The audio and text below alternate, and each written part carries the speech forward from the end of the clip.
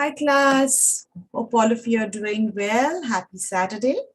I am here to talk to you about some of the concepts that mentioned to you that I will be continuing uh, with uh, talking about, discussing some of the concepts, okay? So I'm actually looking at your syllabus and I'm going to do a share screen. And here we are.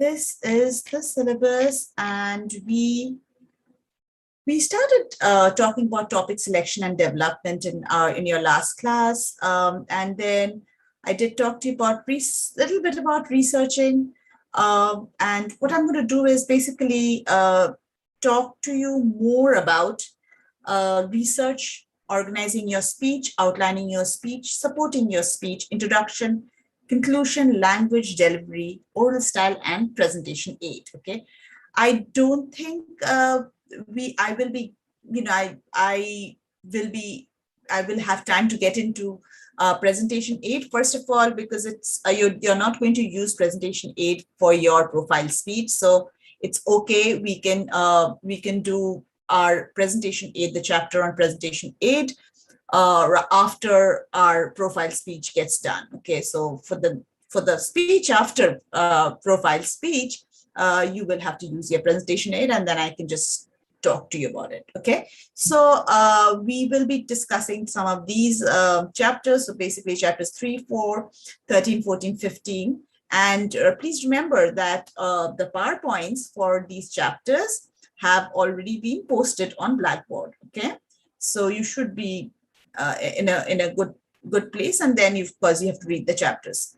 So what I decided to do is what I know that you are working hard for your profile speech, and I wanted to give you an example of a profile speech. Okay, so I would like to have an example in front of you, and then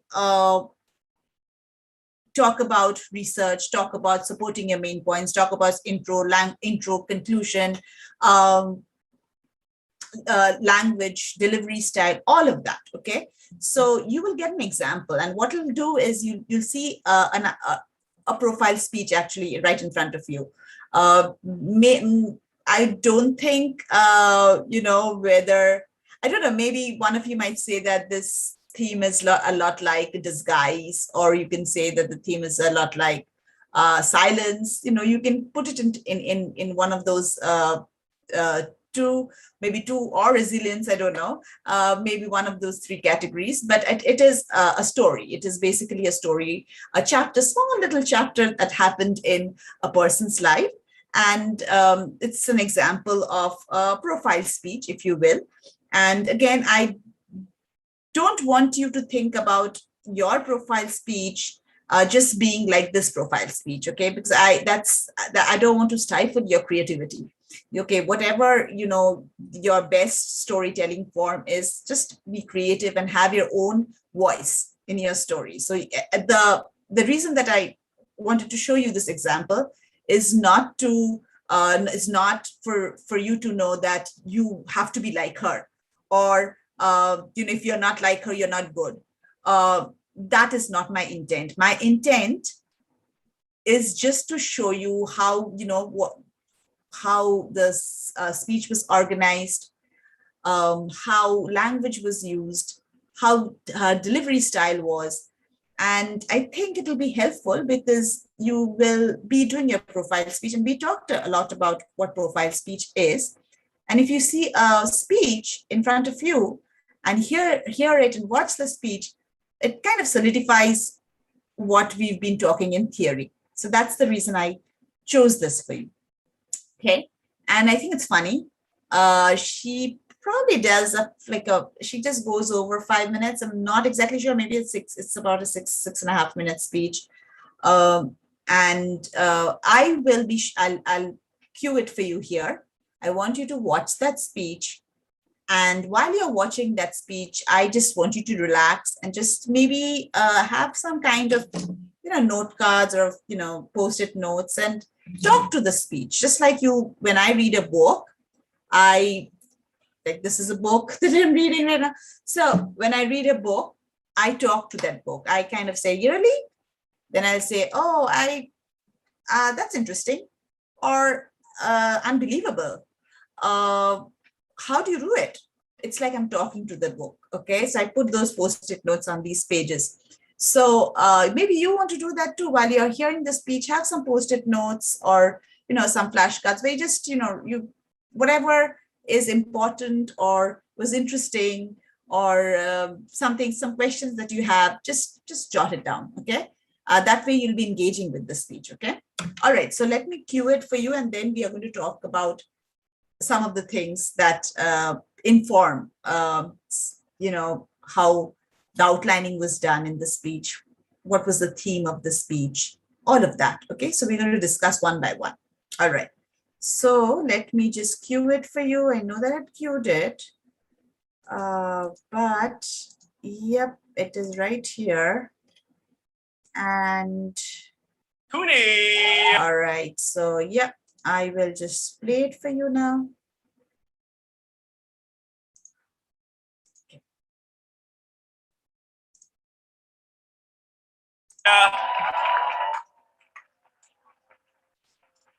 The stage. And welcome to the stage, Martha Cooney.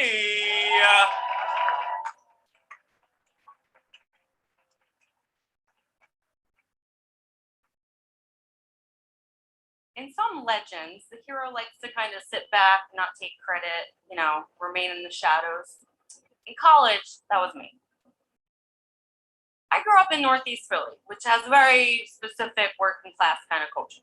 But I got a scholarship to go to the University of Pennsylvania, which has a very Ivy League culture, which is we literally did not understand each other. The Penn kids were using words that I didn't understand, like consulting. I was using words that they didn't understand, like water. The uniform was different. Where I grew up, it's very simple. We dress according to season. In the fall, it's the Eagle shirt. In the spring, it's a Philly shirt. And you save your best jersey for church on Sunday. Add gray sweatpants, fake gold nameplate necklace, you're good. But at Penn, it was different. First of all, nobody's jewelry was fake. Everybody was wearing these shirts that said Patagonia. I didn't understand. I was like, is that a country? Is everyone going there on vacation? Is it like a souvenir shirt?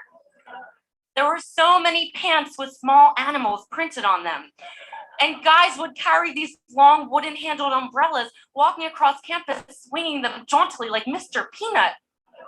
I was like, who carries an umbrella? Just put your hoodie up. Menu was different. I kept being confronted with these foods that I didn't know how to eat, like edamame beans. I've eaten the shells, like, fiber, Someone's like, there's a bowl, they go in the bowl. For the first time in my life, I was told that pasta is not healthy. And in the dining hall, there were girls who were not going up for seconds. I was like, no, it's all you can eat,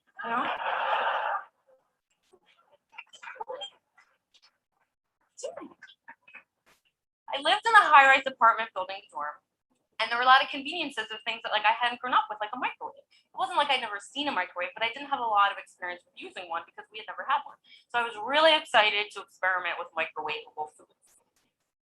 One night, late, probably one of the last nights before finals, middle of winter, I pull out a bag of frozen super pretzel, soft pretzels, really excited to make a microwaved pretzel for the first time in my life. So I glanced down at the bag, 3 minutes, put the pretzel in, just enough time to listen all the way through to Mariah Carey's All I Want for Christmas Is You. Big hit at the time.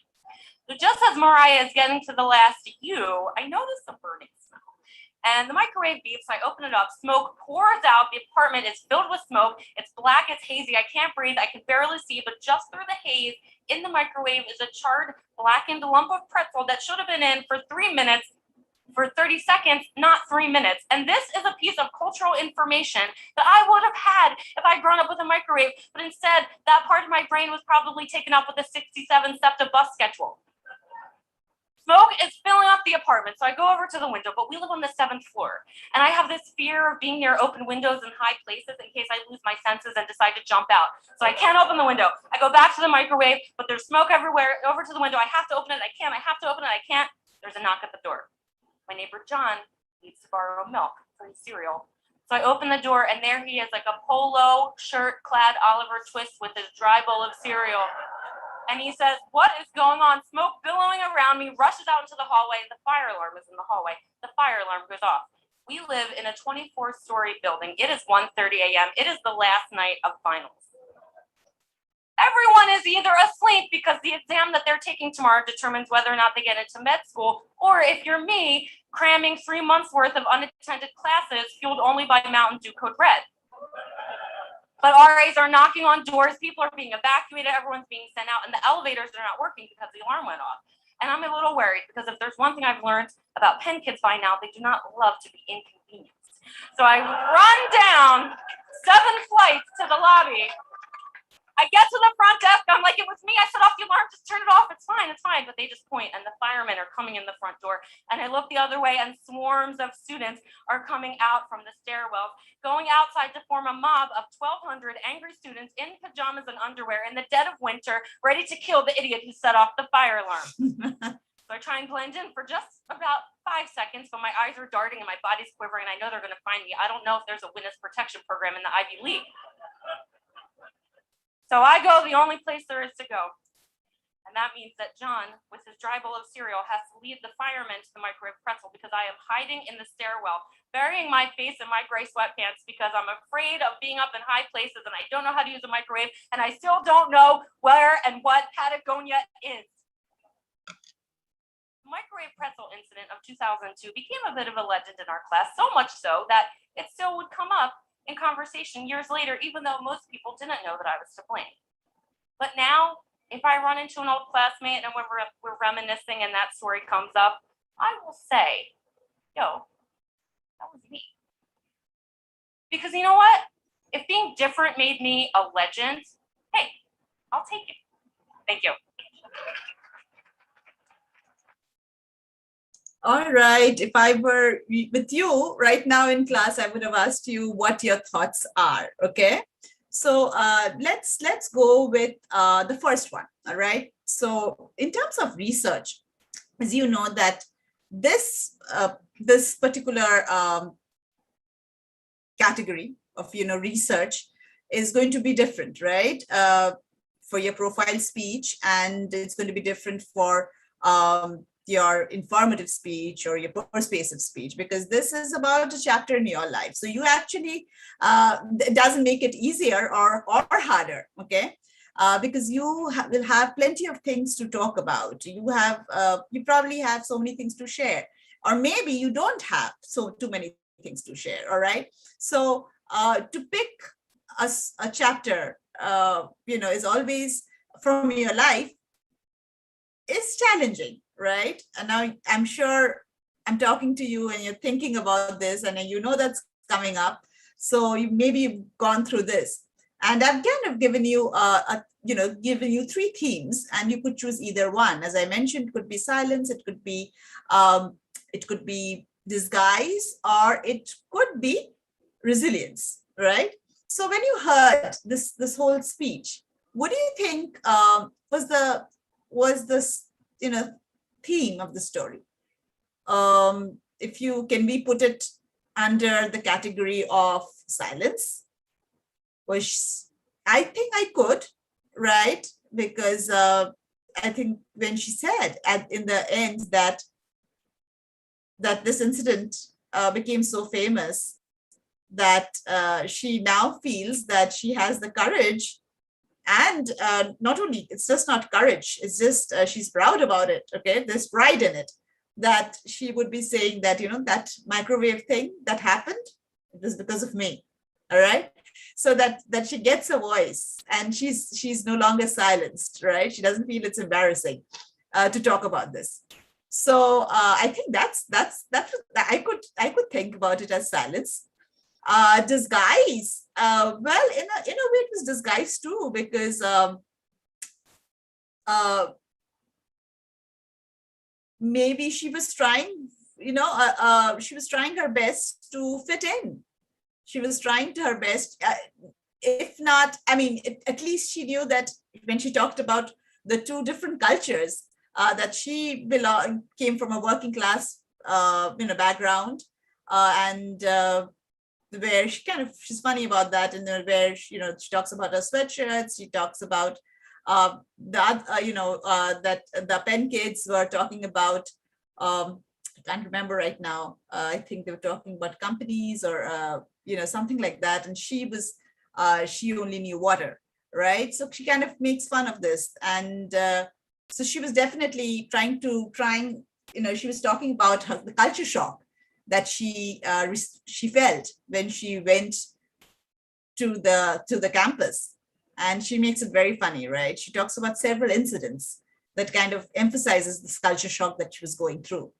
So in terms of disguise, maybe if she tried to fit in, then she would probably disguise her real self and try to fit in. But she didn't. So she didn't. You could think about that the opportunity was there for her to embrace disguise and blend in with the rest of the kids from Penn, and but she didn't, right? So that could be one of the things, a reversal of disguise. That could be a theme. So in an innovative way, you can think about this. And I don't think it's much about resilience. It could be, I think I would probably see disguise and silence here, right? So what do you think? While I'm talking to you, what do you think would be a good theme for this speech? So you can think about it, and then we can discuss it in class. So the research, going back to research, right? We were talking about research. The research that she did is basically she just had to explore a part of her life, and she probably had to do a little bit of an audience analysis when she was thinking about the topic.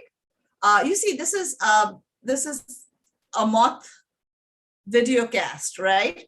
So Moth speakers, as I mentioned to you, they're basically storytellers, and they come from all walks of life. So she doesn't have a very a very well-known background or anything like that, or she's not an expert in any, at least that's what I didn't think. She was talking about a light chapter that could happen to anybody's life. It could happen to me, it could happen to you.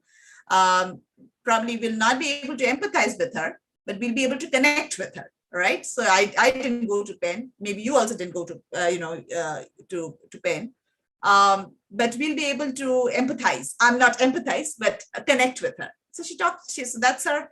That's why she was when she was invited as a speaker, she wanted to know, who probably is her audience, and what should she talk about? What will be a good topic?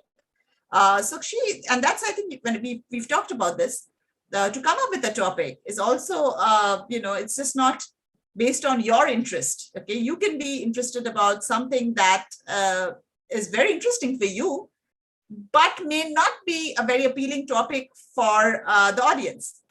All right, so it has to, your interest and the audience's interest has to overlap. And if it does, more power to you. So I think the reason that I think this was one of the best speeches in the series, that's how, this whole speech video got featured. And what I like is that the fact that, she's talking to this audience who seem to be a very young college going crowd, and she just feels that they'll be able to relate to her, and that's why probably she chose this topic. Also, if you think about that, why she chose this topic, it's also inspirational, right? You don't have to fit in. She is embarrassed at right after the incident happened, but after a couple of years, when this incident went viral, or when kind of exploded, everybody knew what had happened. She said that she felt proud, and she said, I felt almost a sense of pride to say that, that incident, I was responsible. So that's another thing. So here, I think I'll talk more about, how do you do research about, informative speech topics or persuasive speech topics in a different way. But for your profile speech, again, the thing that the challenge for you is to pick a topic that is interesting for you and interesting, you think that will be interesting for the audience. And it will be either funny or it will be motivational, it will be inspirational in some way or the other, okay? Or just entertaining, okay? So that is something that you can think about. So that is your research, that in to topic selection and to find that that exact sphere where your interest and their the audience's interest matches, and that's you pick a topic where kind of either you entertain the audience with your story, or it's funny, it's interesting, it's motivational, it's inspiring. You can choose. Okay, so that's that. Now, going back to introduction. All right. So this is what I'm going to tell you, that if you kind of remember, and I think she kind of makes quite an impactful speech. So I think you'll remember, what she said in the introduction.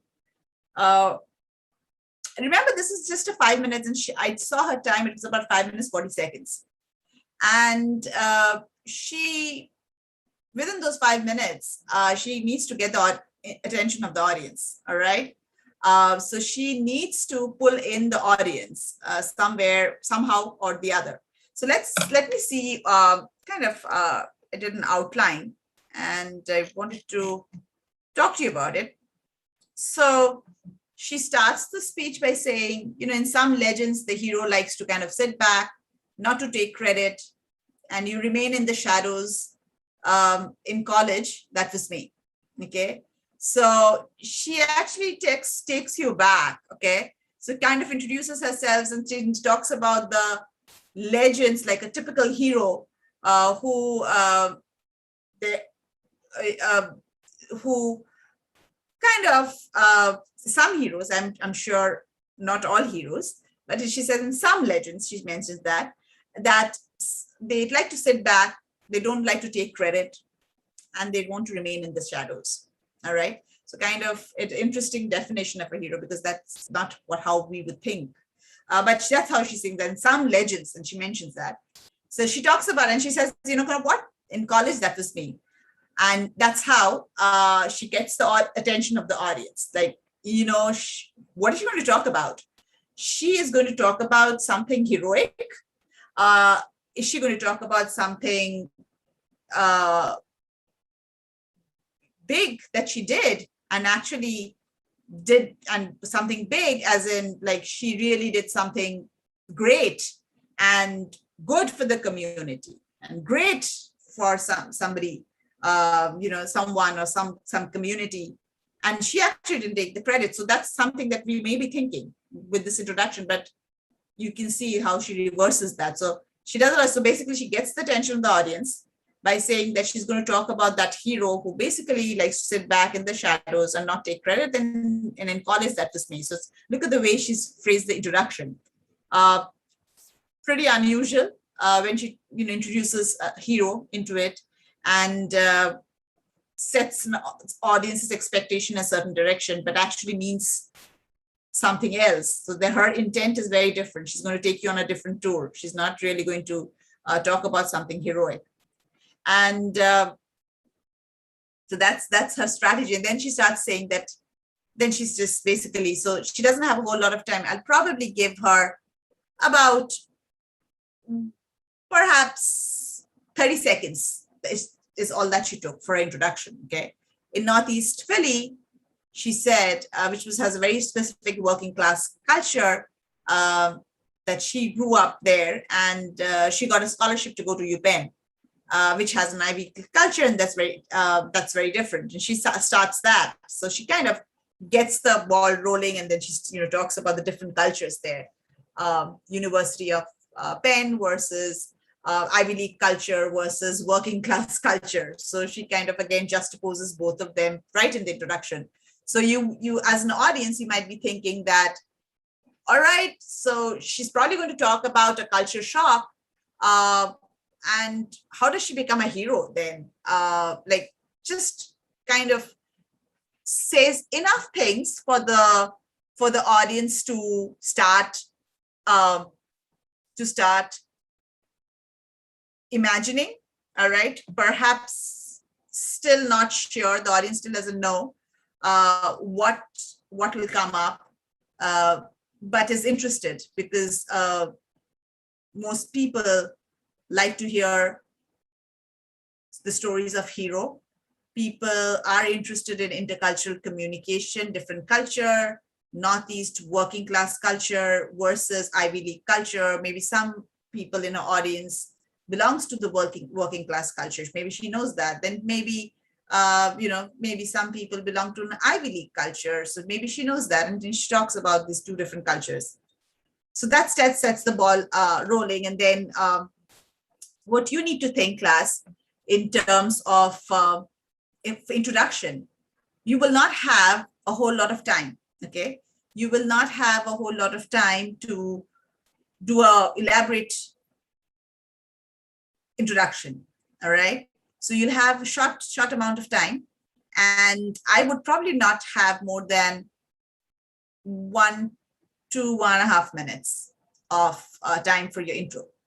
So make sure you know that. Okay, and again, in the intro, don't start saying that I'm going to talk to you about this in my life.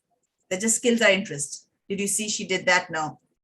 Maybe say certain things that kind of gives us a clue, but still doesn't tell us. Okay, because you want to attract the audience. It's like, the best is coming. So I want to kind of whet your appetite. All right. So you got to think about that. So invite the audience in the discussion by giving them some clues, but not really revealing what you want to talk about. That's a good introduction. All right. So have an attention getter, some shocker or something that you think that will arouse their curiosity. So that's one of the things. Then she has a transition. When she's transitioning from the introduction to the body, you'll see that there's a pattern. There's a transition, and then she starts talking about the funny stories. Okay. She talks about the different, let me just go back to my notes here. She basically says that, what the Penn kids were saying, they were talking about consulting, and the only thing that she knew was water. So kind of highlighting the difference between the two cultures. The uniform is something that she mentioned, that she would only wear like a sweatshirt and eagle shirt and a Philly shirt and then she talks about her jersey, the best jersey on Sunday. Then she talks about the Penn culture, where they would wear a necklace with Patagonia written on it, and nobody's jewelry was fake. So that was one of the things. Just basically goes on to distinguish between the two cultures. Okay. And just there's a lot of, as you know, that there's a lot of humor in it, and people start laughing. You can hear the audience laughing. And then in the second point, that's the first main point. The second point, she gets right into the heart of the story. All right. So you can see, if you do a speech analysis, this spends a good amount of time just building on the story in her body. So in a 5-minute speech, she spends perhaps about 3 to 3.5 minutes just developing her body. And then she basically, in the second point, she talks about living in a high-rise building and the whole microwave incident. All right. And then, so that's what she does in her second point.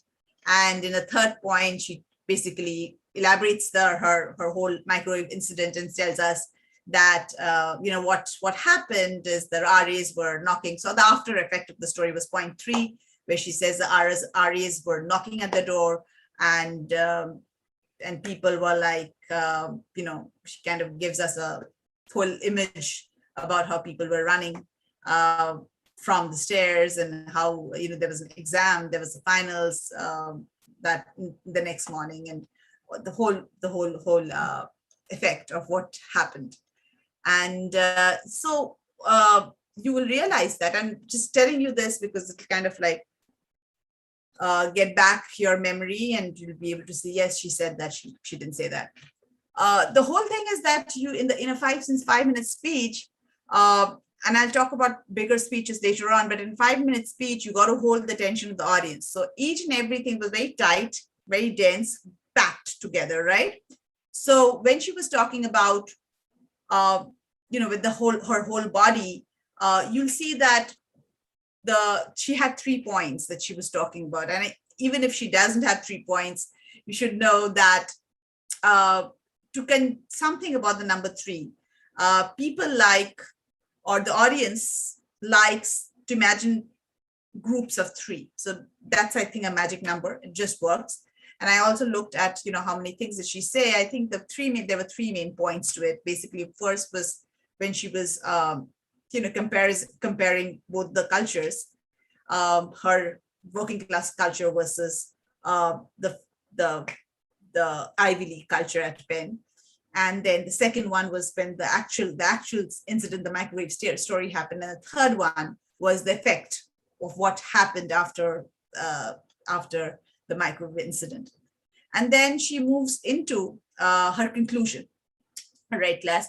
So she moves into her conclusion, and you'll also always remember this, please do remember this, that in a 5-minute speech, you really don't have the time to provide a summary of what you said. You got to be quick, okay? So she really didn't have the time to do that, and that's not what you want to do in a 5-minute speech. What she did is she told us in the last part, and when she was concluding, another aspect, okay, a kind of insight. So this is what you're going to do in your conclusion. Take the chance to provide an insight to the audience. Okay, the insight could be for the audience. The insight could be what you learned. It could be a self-insight. It could be something that you would like the audience to also embrace. It could be twofold. Okay, but the insight that she had, and it was very powerful. That really solidified her whole storytelling method and whole story. She said that at that point, I was embarrassed. I was like one of those heroes who were and look at the way she's phrased it. You can go back to the introduction and say that, there's a way you can connect it. She said that I was like one of the heroes who would have loved to remain in the shadows and not be seen. Okay. But but after a couple of years, when this microwave story became so famous, I was not embarrassed about it. And I was like, I told my friend, yo, this was me, the microwave incident, it was me. So that, and she closed the speech there. So what that did in that little very short introduction, it was very rhetorical. Okay, it was persuasive in some way. The reason is it made the audience think that, so she really didn't fit in. And she was fine about it. She was embarrassed initially. But after a couple of years, she didn't care. She, in fact, owned it. And she was proud about it. She found it funny that, yeah, this happened. I did it. I was the idiot who did it. And you guys, and this whole thing happened. You guys had to come out of your dorms in the middle of the night, and you had finals the next day, but that's okay. I did it. All right. So she kind of owned her experience, and she was, in fact, had pride in it. So she didn't feel, so she kind of owned herself. And to own yourself is when you are in a position to have fun about yourself. To laugh at yourself is in itself a pretty a great quality to not take yourself so seriously, right? So that's how the speech ended. Okay, so I just talked to you about the introduction, the body, and the conclusion. All right. So every speech outline that you will be doing will have an introduction, body, conclusion. All right. And as I mentioned to you, in the introduction, always try to create that suspense. Instead of telling her this is what I'm going to talk about, create that suspense. All right. Even if it's for a very technical speech, you always have to remember that, what you're doing is you're doing storytelling. even for technical presentations. What's your story? So in the beginning, talk to them about, about why it matters. Okay, not really explicitly saying, because then it's just going to sound very prescriptive, but just kind of, if you're doing a technical presentation, get them involved, make them have a conversation. Once you start talking, make sure they're having a conversation with themselves, right? If you have great material, then they'll start having conversation with themselves. All right, they'll start, oh, what is this presentation about? Oh, is he going to talk about that? Is she going to talk about that? Why does it make sense? Why? Oh, wow, I'm going to be interested in this. So make the audience think about all of that, and then lure them into your good conversation.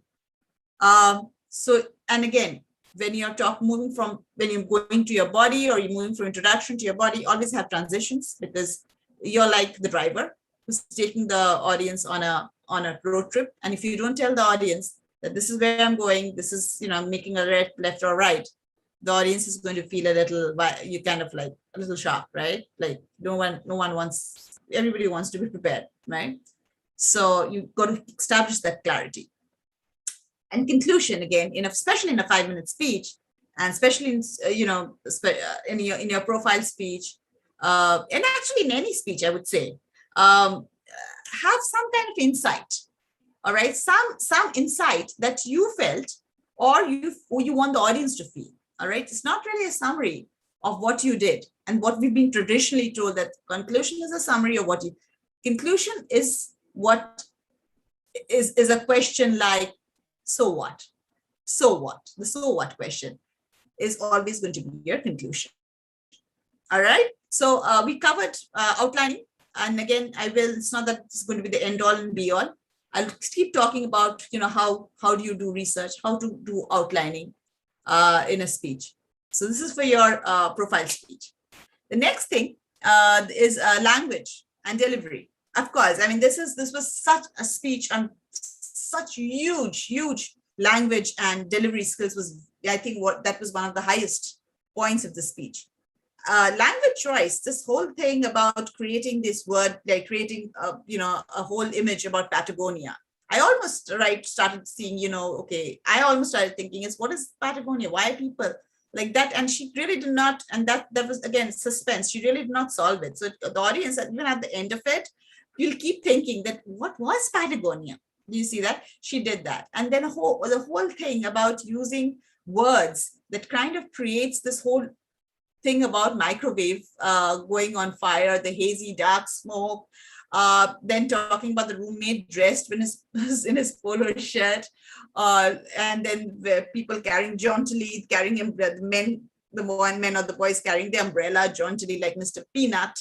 Do you see that? Like her word use was just to inspire, to make us laugh, okay? So that's another thing. And in terms of delivery skills, I mean, what can I say? I mean, you could see the whole her frustration, her language use also. And I always say this, that delivery skill doesn't only come with gestures and eye contact and movement and vocal modulation. It's also through language use. So those of you who feel that, I'm not that great in my physical, like my vocal modulation or my gestures, it will be great to have a speaker who has a balance, who can balance both, to have those nice vocal modulation, expression, gestures, eye contact. Eye contact, by the way, is a must, okay? But if you can also have great language, great word use, and you can have both, it'll be absolutely wonderful. But if you don't have great vocal modulation, or you're not very expressive when you talk, then at least fall back on language use. Use your words, pick words that kind of creates drama, creates images, okay? Creates a flow in your speech, all of that. And you can get delivery skills through the words that you've chosen. Okay, so language and delivery is very, very, language will help with delivery, and delivery in itself, the way you deliver, the way you emote through your gestures, your language even becomes larger than life. So it kind of elevates your language too. So that's my talk for today. I hope I didn't go too long. I didn't want to go too long, but I will post this now, and we will again talk about research, organization skills, outlining, language and delivery, all of that later on as well when we do our next few speeches. I'll talk about organizational skills. I think will come a little later. At this point, as I mentioned to you, have 3 things that you want to talk about. Okay, 3 is like in your main point. That's your magic number. Have 1 theme and 3 things that you want to talk about. Use your introduction to invite the audience. Use your conclusion to share an insight. Okay, either the insight was insightful for you, self-insight, or it could be for the audience. Keep it simple. That's it for today, and I will see you in class on Tuesday. Good luck with your profile speech, and you will be posting it, I think, tomorrow. Today's Saturday, tomorrow by 11:59 p.m. And I will hear those profile speeches in class live. So I'll try to give you feedback as soon as possible once you turn them in, okay?